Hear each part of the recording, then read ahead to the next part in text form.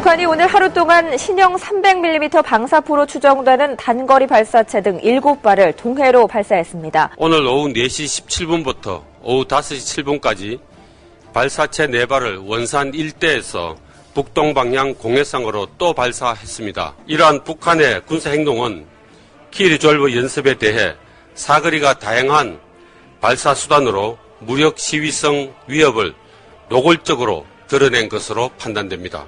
미국은 북한의 장거리 미사일과 핵무기 개발은 심각한 위협이라며 도발에 단호히 대처하겠다고 밝혔습니다. 군사력을 통해 계속해서 북한을 억제하고 필요시 침략과 도발에 대응할 것입니다. 북한의 연이은 로켓 발사 어떻게 볼 것인가?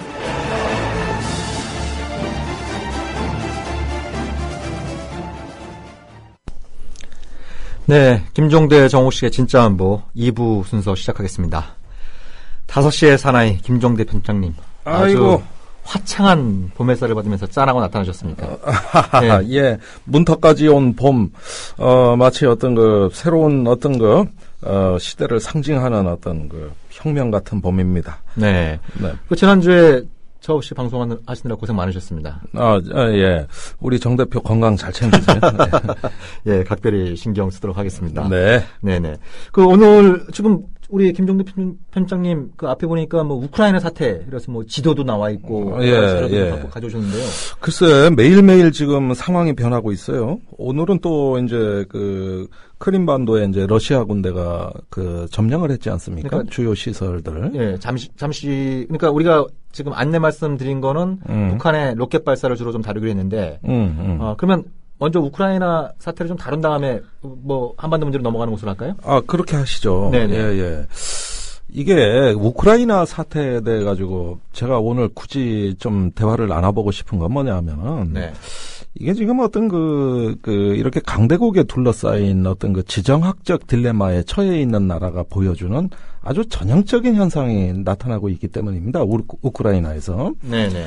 이게 우리하고 무관치 않다고 저는 봐요. 그렇죠. 우리의 역사도. 지정학적 딜레마라는 표현을 거의 입에 달고 살고 있으니까. 입에 달고 살고 있죠. 지금 미국, 중국, 러시아. 세계에서 제일 센 나라는 한반도 주변에 다 몰려와 있지 않습니까? 한국도 만만치 않은 국력인데. 네. 세계에서 강대국 5나라 중에 4나라가 이제 둘러싸여 있으니까. 그렇죠. 예. 네. 세계 경제대국 1, 2, 3위가 다 와 있고, 세계 군사대국 역시 1, 2, 3위가 다 와 있어요. 네. 이런 나라도 참 운명적이고 숙명적인 건데, 지금 이 우크라이나 같은 경우 보면은, 잠깐 이제 경과를 설명을 드리자면, 우리가 소치 올림픽으로 열광하고 있던 바로 그 시기에. 그렇죠. 예, 모스크바에서 그래도 제일 가까운 곳에 수도를 두고 있는 우크라이나라는 나라가 정정불안에 휩싸였습니다. 엄청난 시위가 벌어졌죠. 네. 이걸 또 진압하는 과정에서 한 10명 정도 사망을 하고 정정이 불안하고. 이러는데 이 우크라이나 사태에 러시아군이 올림픽이 끝나자마자 이제 무력 개입을 시작했습니다. 그게 뭐냐면 우크라이나 남쪽의 흑해 쪽에 크림반도가 있는데 여기에는 이제 친러시아계 주민들이 많고 또 러시아의 해군 기지가 위치해 있습니다.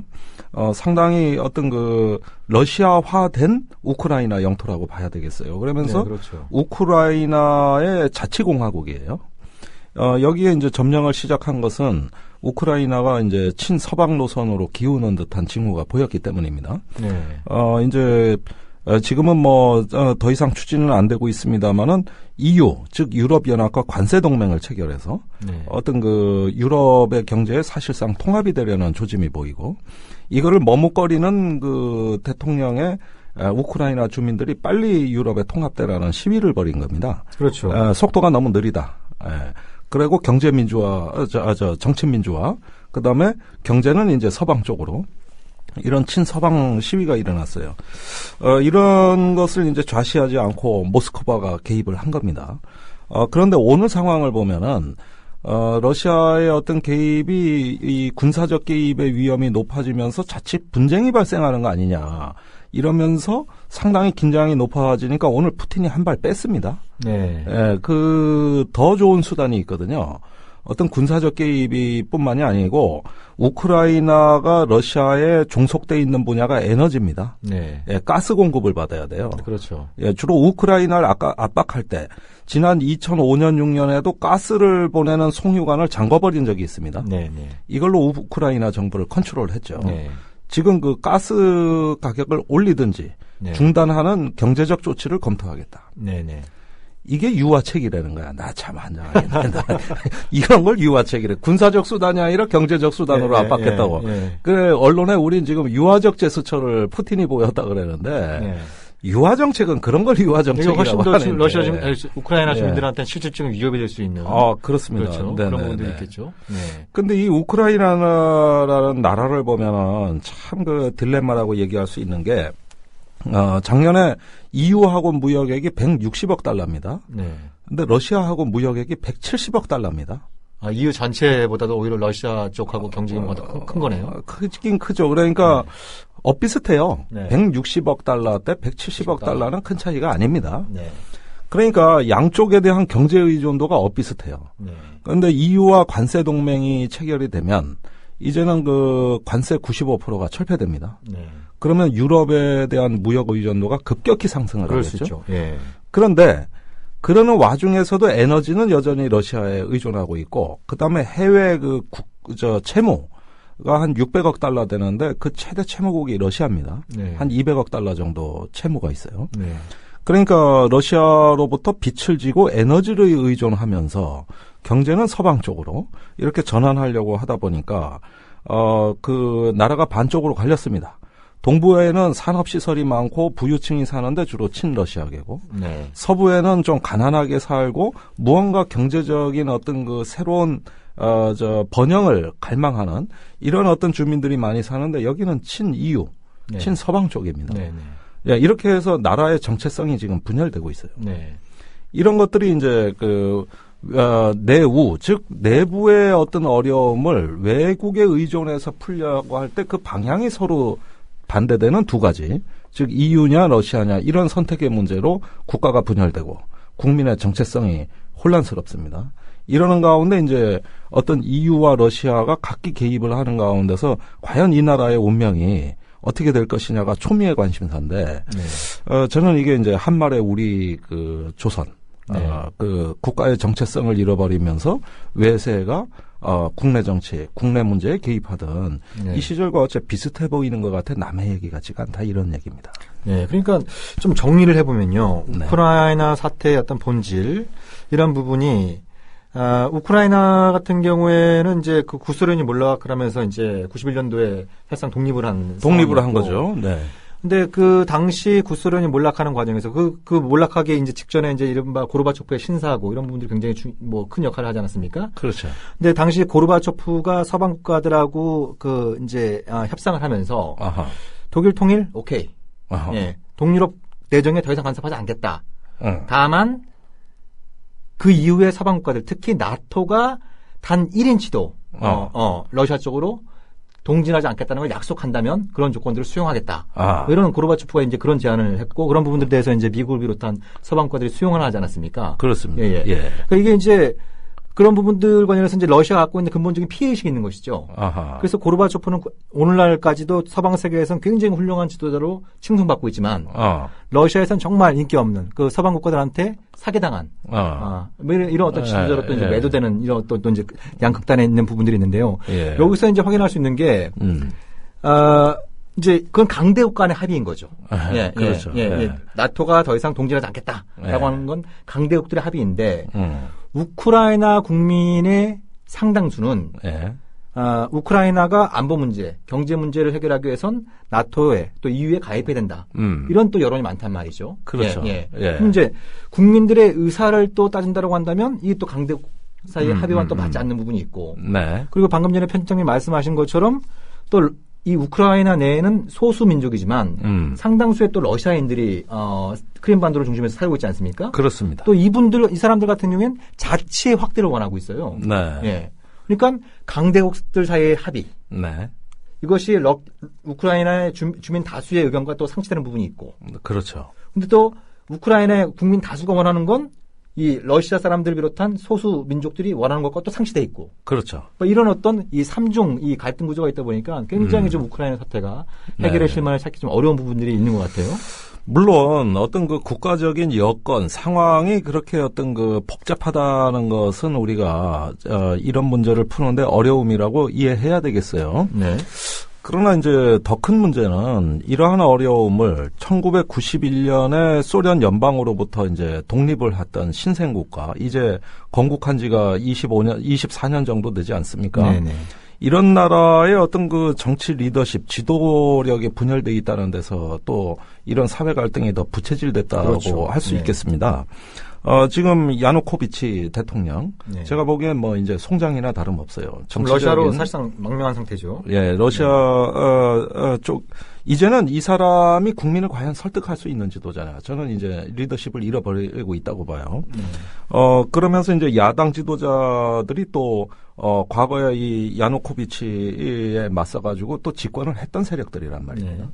그런데 이 집권했을 때마다 내부가 분열돼서 자기 세력 내에서도 친서방 세력은 또 친서방 세력 내에서 총리와 대통령이 분열되고 이러면서 어떤 그 국민들한테 비전과 전략을 제시하지 못했습니다. 그러니까 대표적인 어떤 부분이 이제 그 친서방 야권 세력이 좀 친러 성향의 대통령을 좀 몰아내고 권력을 잡은 다음에 제일 먼저 취한 조치 중에 하나가 이 크림반도에서 러시아어 사용을 금지하는. 그러니까 그런 일도 있었고요. 그 이제 사실은 이제 공용어였는데요. 이거를 이제 그 공용어에서 그 지위를 박탈하는 이런 부분들이 생기면서 이제 크림반도에 거주하고 있는 러시아인들의 반발이 굉장히 거세졌고 그걸 근거로 해서 푸틴이 이제 군사적 개입을 시도했던 거 아닙니까? 그러니까 지금 편장님이 강조하신 부분들은 이 어떤 정치 지도자들이 국민을 통합시키기보다는 국민을 너와 나로 가르고 그걸 분열을 통해서 정권의 어떤 그 지지 기반을 공고하려고 하는 이런 부분들이 이제 그 내환을 키우게 되고 그렇죠? 내우를 키우게 되고 이것이 이제 외환으로 연결되는 그렇습니다. 이런 어떤 구조가 구한말의 이 조선의 운명과 비슷하다. 이런 어떤 취지의 말씀이신 건가요? 그렇죠. 우리가 근대화의 어떤 좌절을 겪은 나라들의 어떤 그 일관된 특징들을 보면은 우선 국가 주권의 확립이라는 데서 여러 가지 어떤 어떤 왜곡되고 굴절되고 변형되는 모습을 보이면서 안정되게 국가의 정체성을 확립하지 못합니다. 그런 어떤 국가의 주권의 바탕 위에서 경제가 번영하고 성장할 수 있고 국민들이 행복해질 수가 있는데 이런 어떤 정체성의 혼란이 어떤 그 신생국가에 있어 가지고는 장기간 아픔을 져왔던 거죠.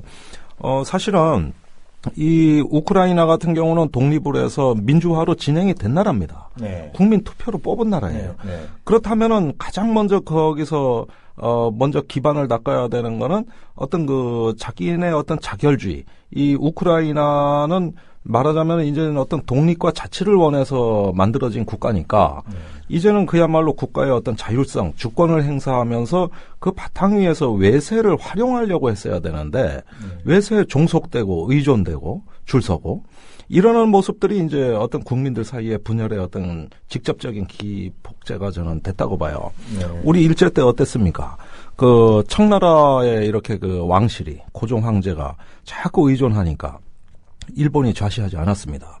그러다가 이제 120년 전이죠. 갑오전쟁, 청일전쟁이 있고 나서 천진조약이 맺어졌는데 청나라는 종주권을 행사하면서 왕실의 그 시설대, 훈련대라는 그 군사 조직을 장악하고 그걸 다 이제 그 관리 감독을 하고 그다음에 천진조약에 의해서 한반도를 공동 관리한다고 했으니까 일본도 들어와 가지고 이번에 왕실의 시위대라는 또 다른 조직을 만들어가지고 그러니까 우리 왕실의 국적의 2개인 군대가 왔는데 다국적군이 만들어진 거예요.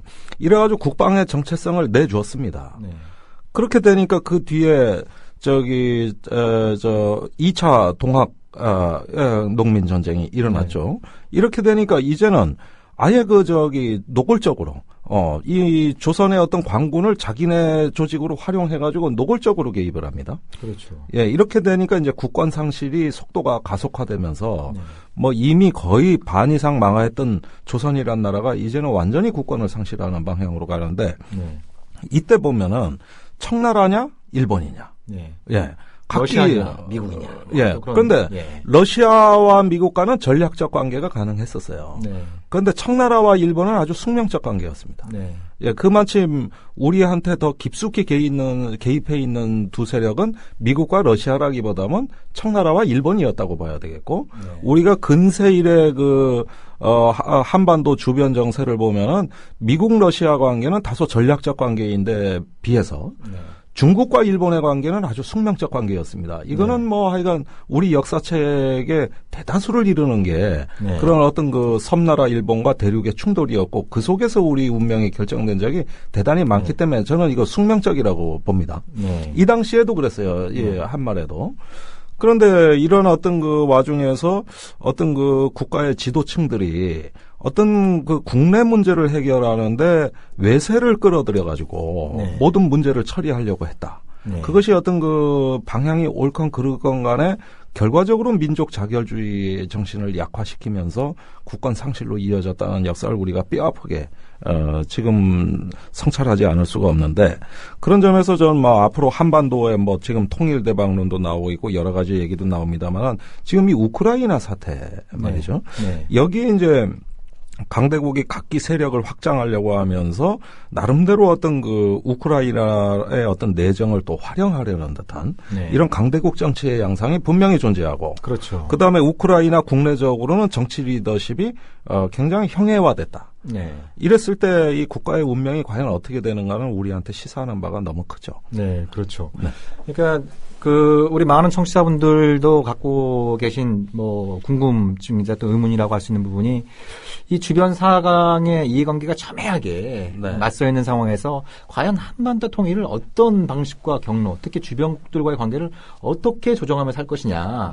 이게 우리한테 주어진 굉장히 중요한 그렇죠. 숙제라고 할 수 있겠죠. 맞습니다. 이 지금 우크라이나 사태를 보면서 우리가 좀 기록할 수 있는 교훈이라고 하는 부분은 우리가 그 주변 국가들의 정세와 의도에 대해서도 우리가 굉장히 좀 날카롭게 정확하게 포착을 해야겠습니다만 동시에 국민 통합 그렇죠? 그러니까 국민이 분열되고 이게 동서로 갈리게 되고 자꾸 안에서 싸우다 보면 그 안에서의 싸움이 밖의 세력들에 의해서 이용당하는 이런 어떤 부분들이 우크라이나 사태를 통해서 우리가 거듭 확인할 수 있기 때문에 우리 역사, 우크라이나 그렇죠. 역사 내 우가 외환을 부른다 이런 거죠. 그래서 대박형 통일은 국민 통합으로부터 시작된다. 뭐 이렇게 좀 정리가 가능할 수 있겠네요. 그럼요. 어르신 말씀이고요. 결국은 이제 어떤 그 통일 시대 우리가 이런 어떤 지정학적인 문제 접근함에 있어가지고는 민족 내부에서 해결할 일과 외교를 통해서 주변국의 도움을 받아서 해결할 일을 명확히 구별해야 된다고 생각합니다. 독일 통일이 바로 그랬습니다. 서독의 신동방 정책은 미국과 소련이라는 강대국을 어떻게 활용할 것인가 하는 데서 아주 친밀하고 체계적이고 일관된 외교를 해서 항상 독일의 문제를 국제사회하고 상의를 했어요. 그래서 이 문제가 독일의 통일 문제를 국제화된 것에 잘 적응도 해나갔지만 그러나 이것만큼은 독일 내부에서 동서독의 어떤 자결주의로 가야 된다.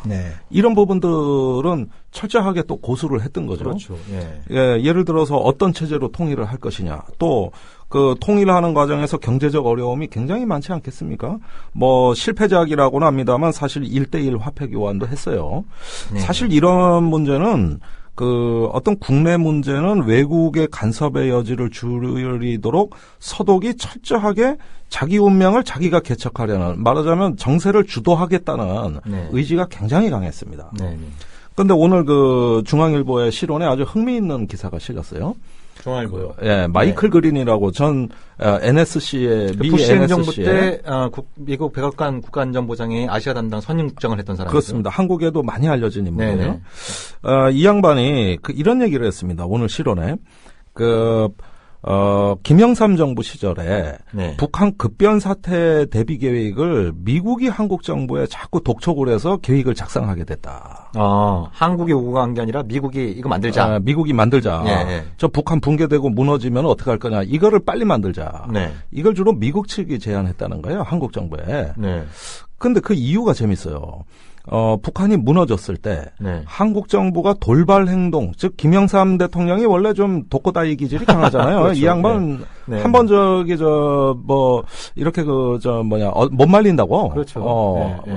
한 번 아젠다가 네. 뒤집히면 입은 아무도 못 말려요. 뭐 그런 기질이 있었으니 대통령도 된 거예요. 네. 그런데 한국 정부의 어떤 돌출적 행동을 우려해서 이런 계획을 공동으로 작성하자고 우리가 요구했다.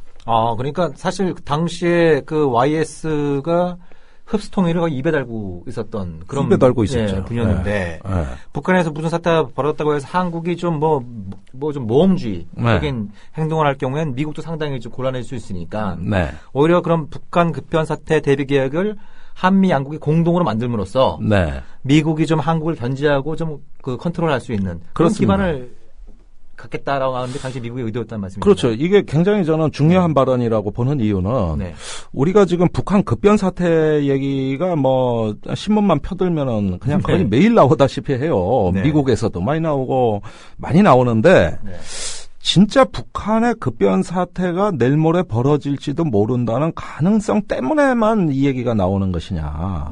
다른 의도도 있다고 봐요. 이게 마이클 그린이 암시를 해주는 건데 한반도 문제의 주도권이 누구냐 하는 문제가 국가 간에 매우 민감하고 또 언젠가 있을지도 모르는 통일 과정에서 중요하다고 본 겁니다. 그런데 예를 들어서 우리가 이 문제에 정신을 바싹 차려야 되는 것이 한국 전쟁 때 10월 7일 날 유엔군이 38선을 넘었습니다. 그런데 중국의 모택동 입장은 뭐였냐면은 한국 군인만 밀고 온다면 나는 개입하지 않겠다예요. 이 얘기를 10월 2일 날 합니다. 그런데 미군이 유엔군이 38선을 돌파해서 들어온다면 그건 개입한다. 이러면서 실제로 개입한 과정을 보면은 유엔군이 언제 38선을 넘었느냐가 기준이 됩니다. 그럼 한국군이 남한군이 북한으로 못하냐? 그건 지들끼리 문제다. 우린 모른다. 그러니까 여기에서 유엔군의 어떤 38선 돌파가 중국군 개입의 어떤 직접적 계기로 작동하는데 모든 근거를 이걸로 보는 거예요. 그런 뜻이 지금 통일 과정에서 북한의 급변 사태다, 통일 과정이다 하는데 미국이 어떻게 개입하느냐가 중국의 관심사가 될 겁니다. 그래서 최근에 나온 얘기가 미군이 아니라 유엔군 이름으로 들어가자. 뭐 이런 얘기가 나오는 거 아니겠어요? 한국 전쟁 때도 유엔군이었어요. 그런데 이런 부분이 중국의 판단에 직접적인 영향을 미치는 변수가 되고 만약에 우리 민족이 자결, 한민족끼리 알아서 하겠다. 우리 민족 자결주의를 내세우면서 외세 개입을 최소화한다면은 그거는 어떻게 보면은 주변국으로서 개입할 수 있는 여지는 줄어드는 거예요. 그러니까 이런 부분에서도 우리가 한반도 정세를 과연 우리가 얼마나 주도하느냐 문제가 통일의 방향에 결정적인 영향을 줍니다. 그러니까 이제 지금 시간이 한 10여 분밖에 안 남았는데요. 이게 공지 말씀드렸던 이 북한의 로켓 문제 이 부분에 대해서는 거의 언급이 안 되고 있어서. 그 얘기도 할게요. 자연스럽게 이제 지금까지 말씀하신 주제를 바탕으로 해서 그쪽으로 넘어가야 될 것 같은데요. 저는 이제 역시 이것도 이제 같은 맥락에서 이해할 수 있는 게요. 러시아가 서방 국가들, 미국이 갖고 있는 근본적인 피의식 중에 하나는 러시아를 너무 무시하고 있다. 무시하고 있다라고 하는 핵심적인 근거 중에 하나가 지금 미국하고 나토가 폴란드, 루마니아, 과거에 이제 소련의 영향력 하에 있었던 이들 나라의 과거 소련군 기지에 지금 미사일 방어체제 MD 시스템을 배치하고 있어요. 폴란드하고 체코 얘기구만. 이런 어떤 부분들이 있으면서 그러니까 나토가 동진을 안 하겠다는 약속은 고사하고 과거에 소련이 사용했던 군사기지에 미국 주도의 MD 시스템을 배치하는 건 우리를 우습게 알고 있다고 하는 건 명백한 증거다. 이런 부분들이 러시아 내에서 상당히 이제 좀 호소를 가지면서 푸틴의 대외적인 강경 노선이 통하는 면이 있거든요. 그러니까 지금 보면은 북한이 지금 최근 며칠 사이에 방사포나 스쿼드 미사일을 발사하고 있지 않습니까? 근데 여기에 대해서 지금 우리 국방부가 유엔 안보리 결의 위반이다. 이렇게 얘기 나왔고 미국 정부도 그런 입장을 밝히고 있지 않습니까? 그건 맞는 얘기입니까? 그러니까 이게요. 그러니까 안보리 결의의 내용을 보면 북한은 탄도미사일 기술을 이용한 모든 발사를 금지한다 이렇게 되어 있습니다. 네. 예. 그러니까 스커드 미사일도 단거리이지만 탄도미사일이니까 엄격하게 해석하면은 안보리 결의 위반이다라고 얘기할 수 있겠죠. 뭐 문자대로 해석하면 그렇습니다. 네. 근데 지금까지 북한이 여러 차례에 걸쳐서 스커드 미사일 시험 발사를 하지 않았습니까? 네. 근데 안보리 결의 위반이다라고 얘기가 나온 건 이번이 처음입니다. 그러니까 그전에는 주로 뭐 대포동급, 그러니까 주로 이제 한 그 중장거리 미사일이나. 그건 좀 문제가 다르겠지. 네네네. 그리고 뭐 대륙간 탄도미사일로 전용될 수 있는 뭐 광명성 계열의 우주 발사체를 쐈을 때는 유엔 안보리에서 문제 삼았는데 단거리 스쿼드 미사일 쏜 걸 가지고 안보리 결의 위반이다라고 한미 양국 정부가 입장을 밝힌 건 이번이 처음입니다. 저도 놀랐어요. 예. 그래서 그게 그 법 해석이 맞느냐, 결의문 해석이 맞느냐, 이걸 차치하고, 그럼 왜 이번에는 그렇게까지 좀, 어떻게 보면 좀 이렇게 그 과잉 해석을 하고 있느냐, 이런 부분들이 좀 중요한데요. 과잉, 뭐, 확대된 해석이겠죠. 예, 좀, 그러니까 어차피 거기에 이제 정치적인 해석이 많이 개입될 수밖에 없으니까. 물론입니다. 네. 근데 이것과 관련해서 그 최근 그 미국 국무부하고 국방부에서 주목할 만한 얘기들이 좀 나오는 부분이 있습니다. 지금 이제 한 달 반쯤 지나면 그 버락 오바마 대통령이 한일 순방에 나서지 않습니까? 그렇죠. 예. 그래서 지금 미국이 그 잡고 있는 이 동북아 전략의 핵심적인 그 테마는 한일 관계 화해협력, 그다음에 한미일 삼각동맹 이런 부분이지 않습니까? 그렇죠. 예. 근데 이런 부분들 관련해서 그러면 가장 큰 우선순위를 삼고 있는 게 뭐냐? 이거를 어제 이제 미국의 동아태 담당 차관보인 그 다니엘 러셀이 명시적으로 얘기를 했습니다. 네. 예. 미국은 일본의 집단적 자위권 행사를 지지하고 그 집단적 자위권을 지지하는 핵심적인 이유는 가령 북한이 미국을 향해서 탄도미사일을 쏴도 일본이 현 정책, 그러니까 집단적 자위권을 행사할 수 없는 현재 정책으로는 그걸 유격할 수 없기 때문이다. 네. 예, 이렇게 얘기를 한 상황이고, 그다음에 앞으로 지금 작년에 한미 국방장관 회담을 통해서 이른바 뭐 맞춤형 억제 전략 이걸 채택하지 않았습니까? 네. 거기서 그러니까 하이스트 프라이어티라는 표현, 그러니까 가장 높은 우선순위는 미사일 방어 체제 MD에 있다. 예, 그래서 앞으로 그 한미 간에 더 나가서 한미일 간의 MD 협력을 강화하겠다. 이렇게 되는데요. 근데 이 부분 관련해서 그러니까 그 미국 주도의 MD를 강화하려면 누군가의 미사일 위협이 커지고 따라온 걸 얘기해야 되지 않습니까? 그렇죠. 예. 근데 딱 이런 타이밍에 북한이 스쿼드 미사일을 발사했고 이거는 유엔 안보리 결의 위반이다. 라고 좀 이렇게 확대된 해석을 한 배경에는 어떤 북한의 위협을 좀 강조하고 그걸 좀 이제 때에 따라서는 좀 부풀림으로써 그 MD에 대한 한국 국민들의 뭐 비판적인 여론이나 또 한일 간의 군사 협력에 대한 부정적인 여론을 좀 희석시키고자 하는 그런 의도가 있는 것이 아닌가 이런 해석이 좀 가능한 부분이 있는 것 같아요. 예, 그러니까 그런 어떤 그 국방부 언급의 하나의 어떤 그 배경이 되는 하나의 상황이라고 저는 이해를 합니다. 물론 그런 면도 있겠고, 또 지금 그 남북 관계가 굉장히 유동적이고 뭔가 유화적인 분위기로 가는 상황에서 어떤 북한의 어떤 약간의 군사적인 행동도 좀 제대로 길들이기, 버릇들이기를 해가지고 좀 뭔가 남북 관계에서도 좀 이왕이면 우리 페이스로 이거를 끌고 나가려는 뭐 정치적 계산이 혹시 있을 수도 있고요. 예, 이런 여러 가지가 있다고 보는데, 그, 이번에 북한이 그 발사한 어떤 그 여러 종류의 그러니까 어떤 포와 미사일 같은 경우 보면은 전형적인 반접근 전략이에요. 예, 그러니까 키리졸브 훈련을 보면은 어떤 그 지금 해병대 훈련 같은 경우 굉장히 대규모로 한다고 우리가 홍보를 했고. 또 작년 같은 경우도 실제 해병대 상륙훈련이 있었죠. 포항에서 그 일원에서 있었고, 이런 어떤 그 상륙훈련이라는 건 상대방한테는 상당히 위협적이라고 봐야 되겠습니다. 그렇죠. 그래서 이제 작년에도 그 3, 4월 북핵위기 때 그 원산에서 북한이 국가급 상륙 차단 훈련을 했습니다. 그때 발사한 것도 바로 이 무기들이에요. 예.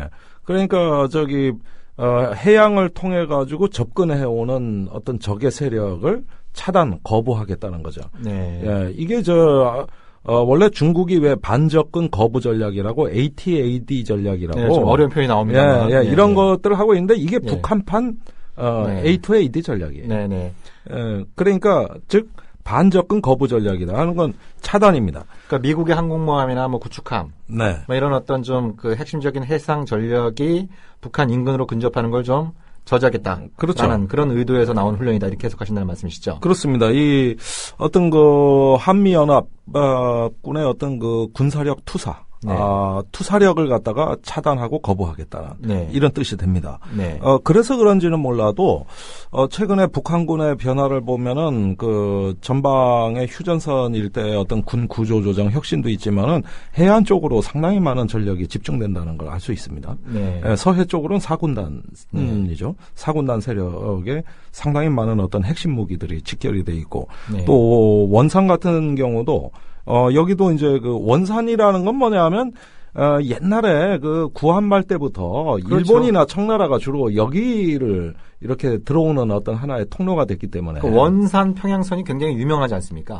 유명하죠. 이거 굉장히 수백 년 전부터 맞습니다. 이른바 이제 한반도를 분할 통치하는 데 있어서 가장 많이 언급된 게 바로 이제 원산 그렇죠. 평양선. 예. 이게 아마 위도로 한 39도 정도 39도선이에요. 예, 39도 그러니까 이게 바로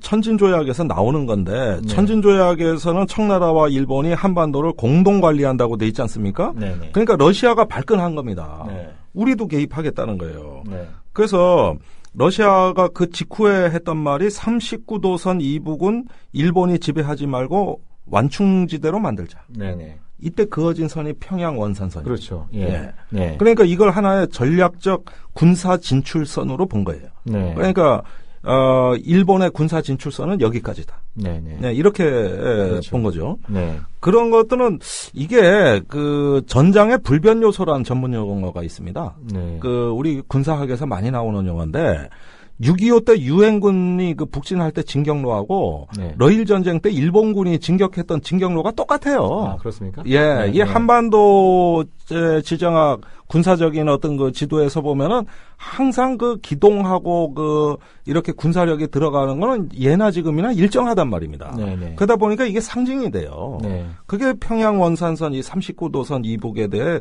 러시아의 주장이 그렇게 네. 이제 설정이 네. 됐던 거고요. 네. 그 이후로 지금 그 중국군이 뭐 유사시에 북한에 개입한다 하지만은 그 중국군의 남진하는 마지막 그 군사 진출 한계선도 평양 원산선입니다. 네. 예, 그건 제가 한번 특종 보도한 적이 있는데 그 중국이 갖고 있는 북한 그 급변 사태 대비 계획이라고 네. 병아리 계획이라 그래서 병아리 예, 계획이요? 소개 예, 한자로 예. 예, 작은 닭이라서 병아리예요. 네. 샤오위강인가 그래요. 네. 그런데 이 계획에서도 지금 평시에 중국과 북한이 경제 협력을 많이 하잖아요. 네. 근데 그 북한에 거주하는 중국인이 이 평양 원산선 이남으로는 내려가지 말라고 돼 있습니다. 네. 그러니까 거기까지만 협조해라. 그러니까 이게 보면은 우크라이나 사태와 좀 유사한 상황 이런 부분들을 좀 상정할 수 있는 게 푸틴이 군사적으로 개입한 건 이제 크림반도에 거주하고 있는 러시아인들을 보호하겠다. 네. 이른바 Responsible to Protect. 그러니까 네. R2P라고 보통 그러지 않습니까? 네. 이제 유엔 안보리 결의 때도 언급됐던 이제 민간인 보호 책임을 들고 나왔던 바가 있는데요. 네. 그러니까 지금 이 병아리 중국이 말하는 병아리 계획이라고 하는 거는 한반도 유사 상황 시 네. 그 북한 이북 지역에 거주하고 있는 중국인들을 네. 보호하기 위해서 네. 중국군이 개입할 수 있다. 뭐 이렇게 해석할 수 있다는 겁니까? 그 양상은 아마 네. 중국에는 무력이 3개 있습니다. 인민해방군, 네. 그다음에 무장경찰, 그렇죠. 그다음에 공안입니다. 공안. 예. 근데 아마 무장경찰이 개입하는 것으로부터 시작하겠죠. 네. 이 무장경찰의 임무를 보면 주로 시설보호, 네. 재산보호예요. 네. 예, 그런 것이 이제 중국의 어떤 그 거주민들이나 중국의 어떤 투자된 시설 자본, 네. 이거를 우선 보호한다는 명목을 취할 가능성이 대단히 큽니다. 네네.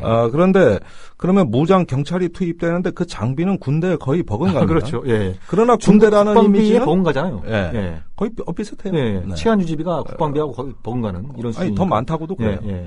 근데 국방비가 쪽으로 요즘 많이 옮겨오고 네. 있으니까 엇비슷하다고 보고. 네. 그런데 그 무장경찰이라는 그 어떤 하나의 중간적 존재를 활용함으로써 네. 군사적 개입의 이미지를 탈색하려고 할 것입니다. 네, 이건 네. 계획이 다 돼 있어요. 네. 네. 그런데 그 여기에서도 역시 판단의 기준은 네. 미국이 어느 정도 개입하느냐가 될 겁니다. 네. 이런 어떤 지점이 미중 간의 어떤 이 한반도라는 체스판을 놓고 게임이 극대화될 때 네. 우리가 자칫 주도권을 놓친다든가 자율권이 훼손되면은 강대국 정치에 완전히 종속되는 거고. 네. 그러니까 이런 사태가 저는 일어날 가능성이 희박하다고 보지만 네. 왜 자꾸 이 얘기가 나오느냐. 네. 이거는 한반도에 대한 어떤 그 주도권 경쟁의 양상으로 봐야 되겠어요. 네. 그러니까 이 북한 급변 사태라고 하는 어마어마한 사태가 발생할 수 있는 건데 네. 그렇잖아요. 네.